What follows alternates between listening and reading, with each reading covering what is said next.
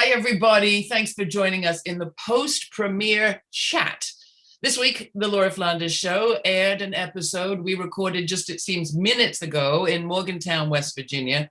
It's about the largest and last generic pharmaceutical manufacturer in the United States and its imminent closure in a state, West Virginia, that urgently, desperately, and very hopefully needs those jobs. It's not too late for the Viatris Mylan plant in Morgantown, but time is getting very short. The deadline for letting go nearly 2,000 well-paying jobs in that place is July 31st, not next week, not next year, next month, but this week. So as you heard in the episode, if you watched, and I urge you to, please watch, there are things you can do and there are other decisions that could be made here. It's a point we make in the episode, and it's a point we'll flesh out right here in the talkback with some of our collaborators on this episode. First and foremost, Dana Brown of the Democracy Collaborative. She heads up the Next System project there, and she's the person you see in the episode really laying out what some of the choices are that could be made at the government level regarding this closure. So Dana, thank you for bringing the story to us, and thank you for joining us in this production. Also joining us is Jenny Craig. She's the West Virginia leader of the Our Revolution organization, and she's been the lead organizer on the ground, it seems to me, getting this story out. And again, talking about how we need a change of priorities.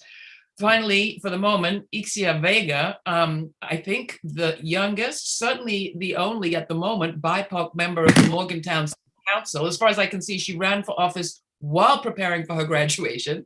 Ixia is the child of immigrants and an immigrant to Morgantown from the Midwest. And as you heard in the episode, she has serious desires to feed into this community all that she can bring, and some real concerns about what this closure will mean to her ability to do that. So Ixia, welcome. So glad to have you with us too. I think we have Joe Guz about to join us. He is the president of the USW local, that's the United Steelworkers local, that represents about 850 of the workers there at Viatris. And you'll hear the words Mylan and Viatris a little bit interchangeably because people have for decades been used to calling this the Mylan plant. It was founded, as you heard in the episode, by a pretty good guy, as it sounds, Mike Mylan Pushkar. But for the last 20 years, it's been in the hands of different executives after his retirement. And now, as of last November, it has become the company of a new entity, the factory of a new entity called Viatris. We'll hear more about that as we did in the episode. Joe, thank you for joining us. I'm glad you could be with us. Let me just take a breath and thank you all for bringing this story to our attention and asking, have there been developments since we were there? I think not more than 10 days ago, maybe 2 weeks, reporting. Joe, has Superman swooped down? Has there been a last-minute Hail Mary pass saved to help your workers? And how are your workers feeling at this moment? Good afternoon, Laura, and everybody who's in attendance. You'll see me logged in as Toby. My other officer had used my computer previously, and so for everyone's knowledge, this is Joe Guz attending. It is not Toby. Nonetheless, let me give you specifics of what took place this morning at approximately 10 a.m. I was called by Viatris's Human Resources. They are going to start letting our people on the weekend shift come to work, and if they have nothing to do, they're going to let them start cleaning their locker, turning their badges in, and sending them home. That came from Jim Burnett from Human Resources. And Jim called me from his home, I'd imagine from North Allegheny County or Allegheny County in Pennsylvania. And then the regiment is going to be such that when midnight shift reports tonight, if there's nothing for the membership to do, then they will give them bags and send them to the locker rooms and allow them to begin to clear out their personal lockers as well.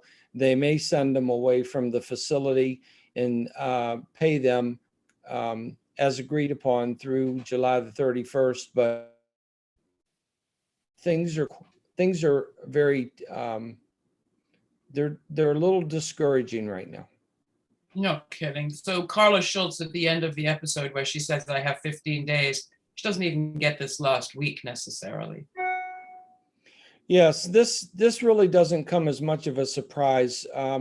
Viatris, under the leadership of Robert Corey and Rajiv Malik and Peter McCormick, they have manipulated and done the things maliciously and viciously to the members who have built this 5-decade company to where it's at, or where it used to be at, until they got their hands on it. And as Johanna Pushkar said, they began to suck the life and the monetary value out of it. And this is what we're left with, is offshoring everything to India and Australia for the sake of wanting Mr. Pushkar's legacy, I believe, to be dissolved. Yeah.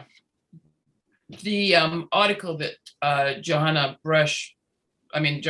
Pushkar spoke to is well worth reading if people haven't. And I should say that there's an article that companies are reporting too.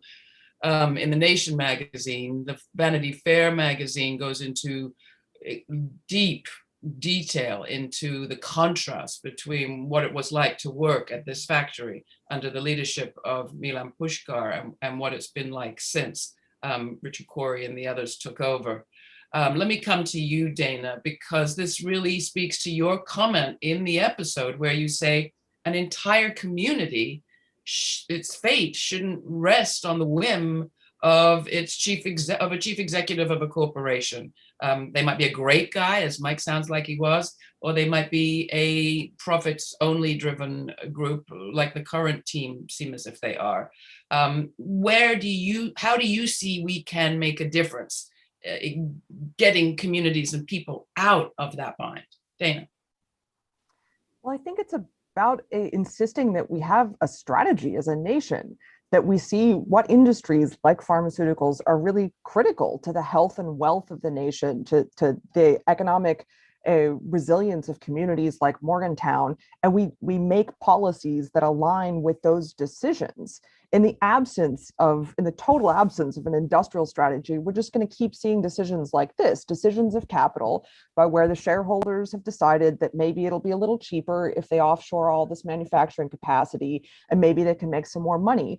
But as was mentioned in an excellent Vanity Fair article that I think came out yesterday by Catherine Eben, the woman who wrote the book on the generics industry, Viatris was apparently banking on moving all of these jobs, Joe's job and the job of all of his friends, to specific facilities that Mylan had run in India. But those facilities have actually lost their FDA certification. And now where's that manufacturing capacity going to go? What's being done to secure the supply chain and assure we don't have serious shortages of essential medicines? If they stop manufacturing certain medicines because they just didn't find a good place to make them in India starting next month, will it have been worth it to lay off all these people? Will it have been worth it to have this catastrophic economic effect on the community in Morgantown? I think those are the types of questions we have to insist that our policymakers hear, and that they ask themselves, and we make different decisions in the future. Can you talk, do you have any insight into, I have a few thoughts myself, but do you have any insight into the history of the United States, such that that kind of industrial planning, which is really what you're talking about, has become so hard to see here, and in many circles, sort of politically anathema? Dana. Yeah, that's a long history. And I just say that, particularly over the last 4 decades, we see those decisions more and more getting shifted to the private sector, and steel mills and coal mines, and so many of the industries that so many of our communities have depended on for their economic well-being for a long time have closed, have offshored, have downsized, have gotten rid of the union labor and replaced it with cheaper labor. Again, those are all decisions that make sense if the only people you're taking into account are shareholders, because you might be able to save a little here and there. But then what happens if we've decided not to make certain critical goods that all of us depend on? If we've decided not to support good jobs that then support all of the other industries and jobs in a community? I think that's just the history we see in the last few decades and with deindustrialization. And again, the question is who should be making those decisions? So should those decisions be left up to a few people who potentially can benefit a lot from doing things in a different way? Or should the decision be ours as the people, as whole communities, as a nation? I mean, I was really struck. I'll come to you, Ixia, on this, but I was really struck, and it didn't really occur to me until I was standing on that hilltop overlooking the Viatris plant. And it's very nice. There's a school right there that I wouldn't have minded going to. It's gorgeous. It was clearly invested in by the company, probably for some of the kids of the employees. There are other beautiful facilities around that the Pushkar family invested in, donated to, I should say, as a gift to give back to the people, to the community that has given to them. But I'm standing up there on the hilltop and I'm noticing the university, and I had read some plaque somewhere that pointed out that it was a federal land grant university.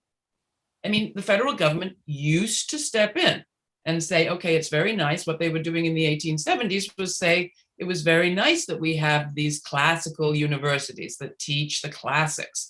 But actually, in an industrializing economy, which is what was happening right that moment after the Civil War, industrialization taking off, we need universities that will teach people the technical skills they need to thrive in some war-struck places, in some places seeing tremendous dislocation, and in a world economy where the US at that moment needed to catch up. At that moment, government stepped in, gave a lot of land for that purpose, intervening in the economy, in the local economy and in the federal economy. What strikes you about that story, Ixia? And as somebody who's gone into politics, do you think we're going to see a change? I hope we do see a change. I greatly do, just because, the impacts that this is going to have in our community is detrimental. And it seems like the whole world is quiet about it, except for us just screaming at the top of our lungs for someone to make a change. I think that this just shows what some folks prioritize, and it just shows that they don't always prioritize the folks that they serve, and it shows that they don't really prioritize us as a state and as a city. And it's really disappointing as well to see where their values lie, and making sure that, a university can get what they need, but that thousands of folks who are trying to feed their families and to pay their bills aren't able to get that same support and respect as well. So I'm really hoping that we can see a change in the way that we value our folks and what we value as well, and what we prioritize, because in my opinion, I don't think that what's being prioritized right now is important, as important as folks, losing their jobs and losing their homes and possibly having to leave West Virginia. Now, I should say, you mentioned, as does Joe, otherwise known as Toby, as does Joe, that there have been some local officials who have responded, who have tried to do something. Clearly, you've been one. Who else would you say, you don't need to name names, but have there been people who have stood up for the plant, its workers, and the people of Morgantown? Ixia? We've had some state delegates really come out and try to support as much as they can. Jenny can attest that they were at an event. Some of them, went on the buses down to make some noise with the workers. But I definitely think that all folks who are serving Morgantown and Monongalia County in some form are really feeling the pressure in this, because we understand how detrimental this can be to the folks that we serve. Toby, Joe, you had somebody in particular you wanted to name and lift up and give thanks for. Well, I'm not so sure that we can do enough to praise Danielle Walker. Danielle Walker has, in the meantime, unfortunately, that poor woman has lost her son to cancer. There'll be a graduation type of ceremony next Saturday on behalf of Dimitri and so on and so forth. But Danielle Walker is a delegate in Mon County, and she has darkened our door and been at our front door since day one. We have talked to her about strategies. We have talked to her about writing letters, and Danielle has responded. So hasn't David Beard from the Dominion Post. He has responded. Danielle, we just cannot give her enough accolades. Barbara Fleschauer as well has stepped in as a local delegate, and she wrote a really, really nice letter concerning CISA and to the cybersecurity agency and so on and so forth. We have had a little bit of support also from the likes of John Williams and such in Mon County. But as far as Tom Bloom and Russ Rogerson and Mr. Arnett and those people of the county commission and such, we have yet, and I'm not going to sit here and dance around with it. I'm a pretty straightforward type of person. We haven't heard from any of them. We have not heard. We haven't had a visit. We haven't had a phone call. We haven't had an email. We haven't had a text message. We haven't had a letter. And I'll tell you what else is very disturbing. I wanted to know from the USW International how we can get a hold of Richard Trumka. Richard Trumka sits at the helm of the AFL-CIO. And until I had to make a phone call to the regional AFL-CIO director to ask where our West Virginia AFL-CIO has been, we had never heard from Joshua Sword. Never in months. I'm talking about months. Let me come to Jenny on some of this, Joe.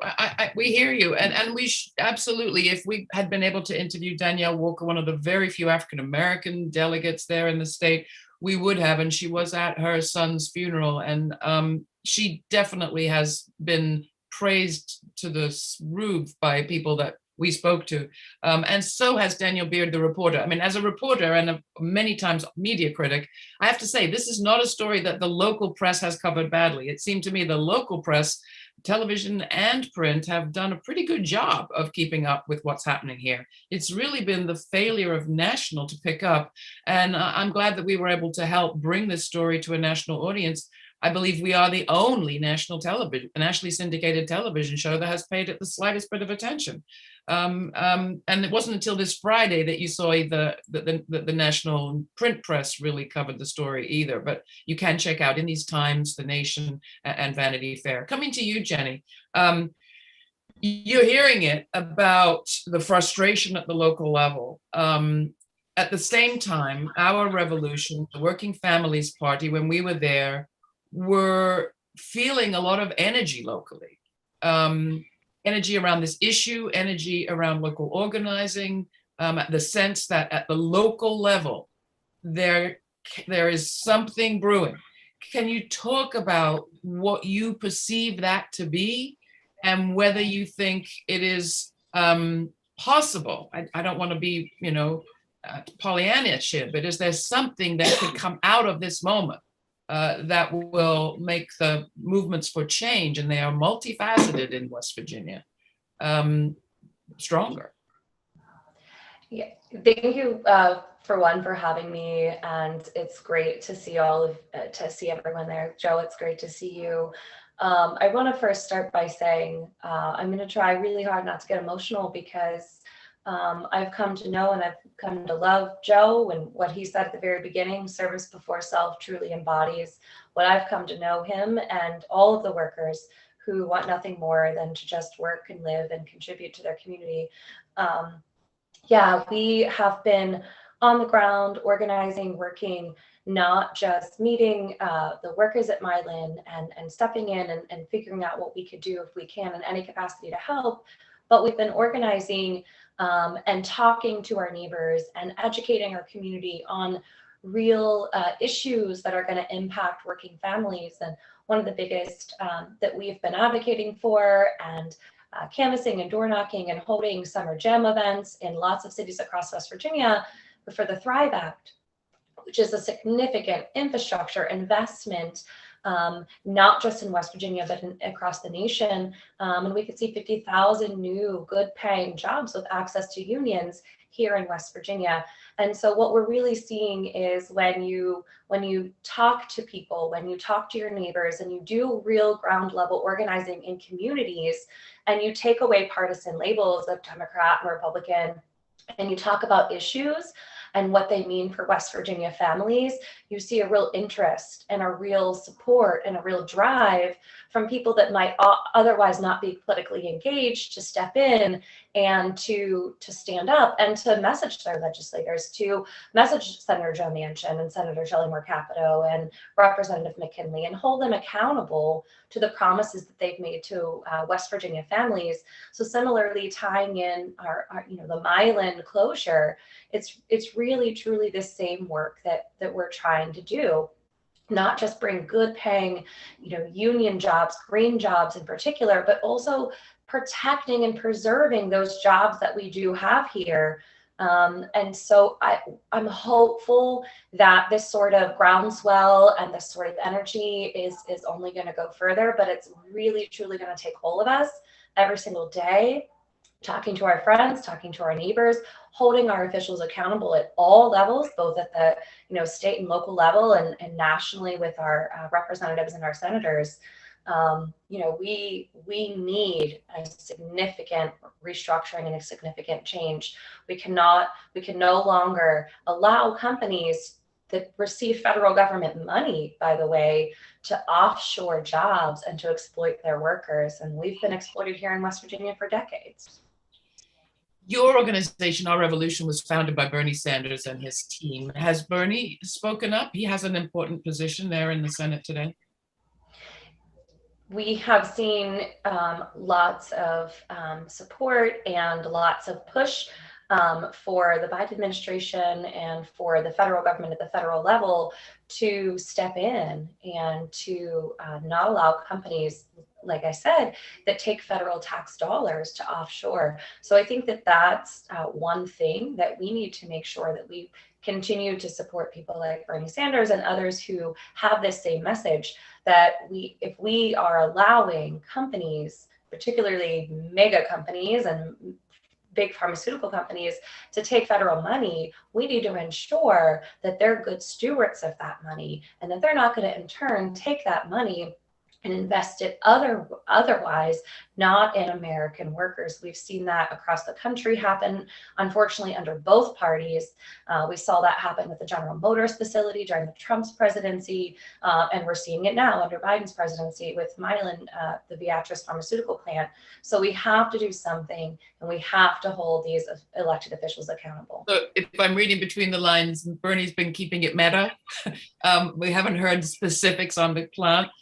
Thank you for that, Jenny. I appreciate it. Dana, back to you. There's a bunch of fairly specific questions coming in off the chat, and I want to pose them to you, at least some of them. One of them has to do with the plant itself.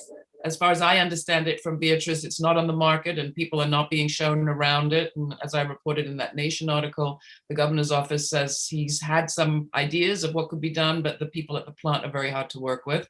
There is a very urgent question, I think, about the generic drugs. You've made the point that production under Viatris's idea will move to India, but the Indian plant that they intend to work from hasn't been FDA approved. So, I mean, I take a drug every day that comes from this plant, and I and millions of Americans take the thyroid drug that Joe and his colleagues and Carla and everyone make.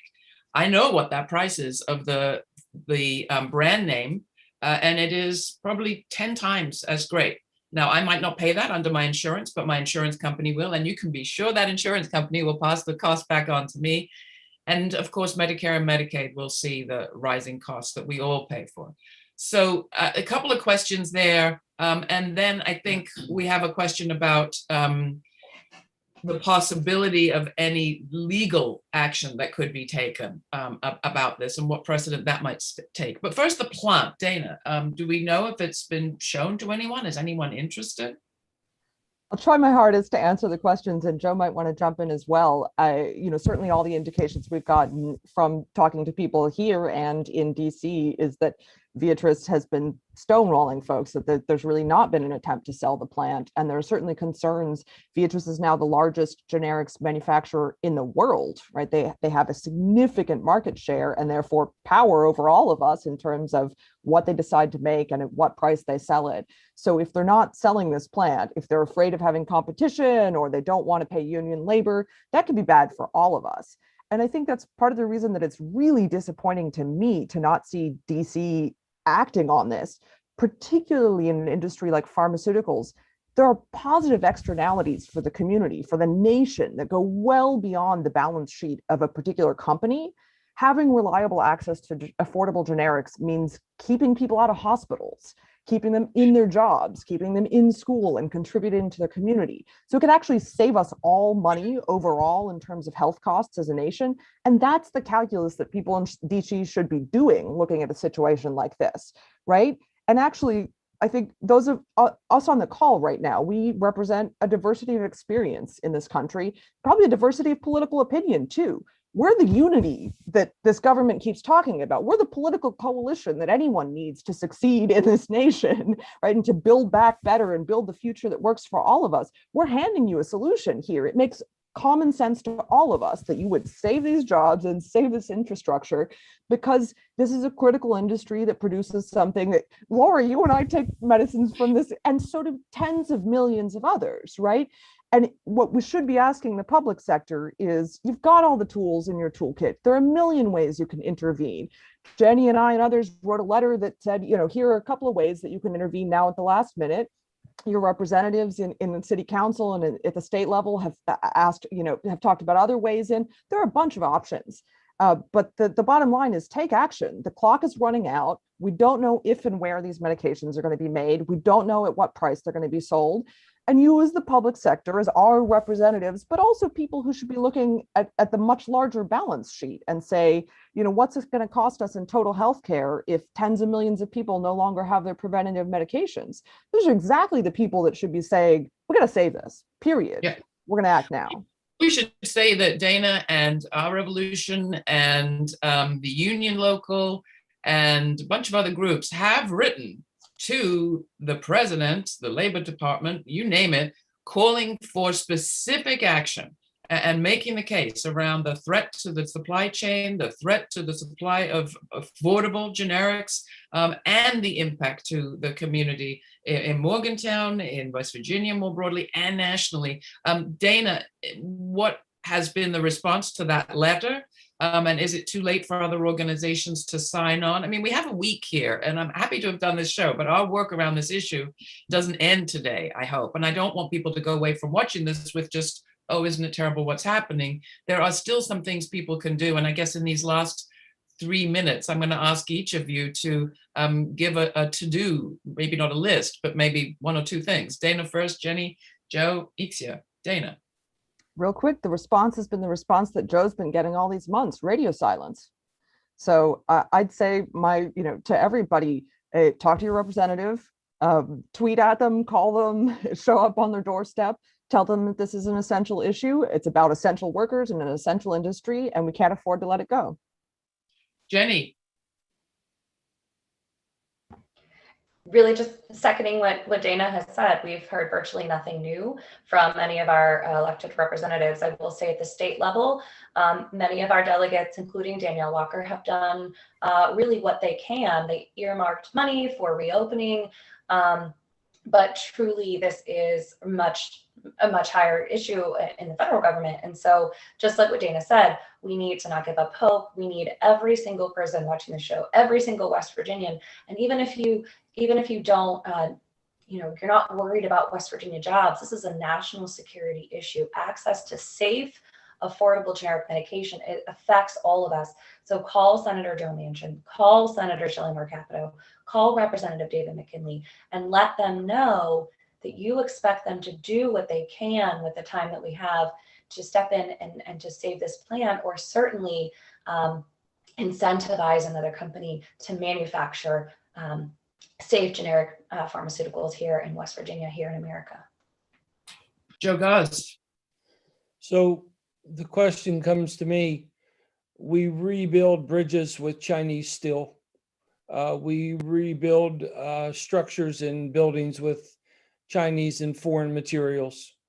So now we're going to rely on the well-being of America with foreign medicines. Who pays for the politician's salary? Who fortifies them in office? Who checks the box on the ballot? The people in America, the people in China, the people in India, the people in Australia, they don't vote in America. We're Americans. We vote for the people that represent our country. And to find out and then be a victim of non-representation, this is the most inhumane, un-American situation that I've ever experienced. I would hang my head in shame if I were Joe Manchin, Shelley Moore Capito, and David McKinley. He should be doing more as well. This is a federal situation. This is not a Morgantown situation. This is a federal situation. And what are we going to let happen next? First, it's the cars, then it's the steel, now it's the pharmaceuticals. We can't even send machinery to India right now that has been decommissioned because India is in such bad shape with their hygiene and their influx of COVID virus infection over there. We're not even shipping anything out of the plant. And then we want to manufacture over there and bring it into the United States and put it in our bodies to sustain our lives and the lives of our family members. What is wrong with this picture? Joe, quick question coming to us from the chat, and I'll come back to you at Ixia for your last thoughts. Could the union buy the plant with bond financing from the state? Would you be open to that? Have you talked about that? I don't know the specifics about that at this particular time, but I think the union body could run the plant every well and maybe even if not better than it has been ran. We know the machinery, we know the products, we know the formula sheets, we know the fluid beds, the tablet presses, the end cap machines. They don't know them. When we were in contract negotiations, they thought they were going to put some supervision in the production rooms to run the machines and to try to hold out on us. And we said, well, sure, 2017, go ahead, send them in, let them run the machines, let them take care of the formula sheets, the quality, the control, so on and so forth. That didn't last long. That lasted about a matter of 10 or 12 hours, and they had a change of heart. But the bottom line is, this is a federal situation that we're not getting help from people in federal positions that have federal power to save American jobs and protect our national security. This is irresponsibility. I call it domestic terrorism. You know why? Because if you're sending all of these jobs over there overseas and you're allowing America to get destroyed, then politically you're causing domestic terrorism on your own people in your own country. Ixia, coming to you, it sounds, Ixia, as if you're going to have to go from being a city councilor to running immediately for federal office. Oh my.